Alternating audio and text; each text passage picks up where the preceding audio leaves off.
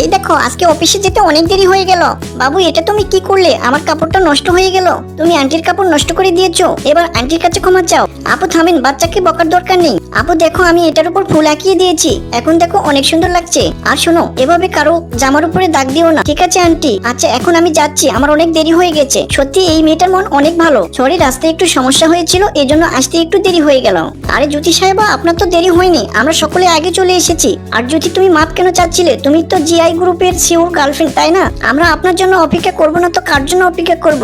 Julie, তুমি একদম ঠিক কথা বলেছো। জুলি তোমার সিও বয়ফ্রেন্ডের সাথে দেখা করতে চাই, কালকে আমাদের অফিসে নিয়ে আইসো। আরে আমার মিথ্যা বলা তো আমার উপর চাপ হয়ে দাঁড়িয়েছে। স্যার, ওই মেয়েটার খবর পেয়েছি যে সবার সামনে আপনাকে বয়ফ্রেন্ড হিসেবে পরিচয় দিয়ে বেড়াচ্ছে। আরে তুমি তো কোটিপতির মতো অ্যাক্টিং করতে পারছো না। আরে একটা নতুন অ্যাক্টর পাঠান, কিন্তু নতুন অ্যাক্টর চলে এসেছে। আরে এটা তো ওই মেয়েটা। তাড়াতাড়ি ভিতরে চলে আসো, আমি জানি তুমি ভালো অ্যাক্টিং করতে পারবে। কালকে যদি তুমি আমার সাথে জিআই গ্রুপের সিও হিসেবে যেতে পারো, তবে আমি তোমাকে ডাবল টাকা দিব। ঠিক আছে, এখন তাড়াতাড়ি কোটটা খোলো আর এখান থেকে দূর হও। এই নাও, এই কোটটা পরে কালকে ঠিক সময় মতো আসবে। এমন ভাবে এন্ট্রি মারবে যেন দেখে মনে হয় তুমি অনেক কোটিপতি। সব খরচের টাকা আমি দিয়ে দিব। যদি তোমার বড়লোক বয়ফ্রেন্ড কোথায় আসছে? কই? আরে বড়লোকদের একটু আসতে দেরি হয়। স্যার, ওই দেখেন চলে এসেছে। আরে এত বড় এন্ট্রি মেরেছে, নিজের সাথে আবার গার্ডও এনেছে। আমার তো অনেক টাকা খরচ হইলো। আসসালামু আলাইকুম। ওয়ালাইকুম আসসালাম। আরে এত খাবার কেন অর্ডার করেছো?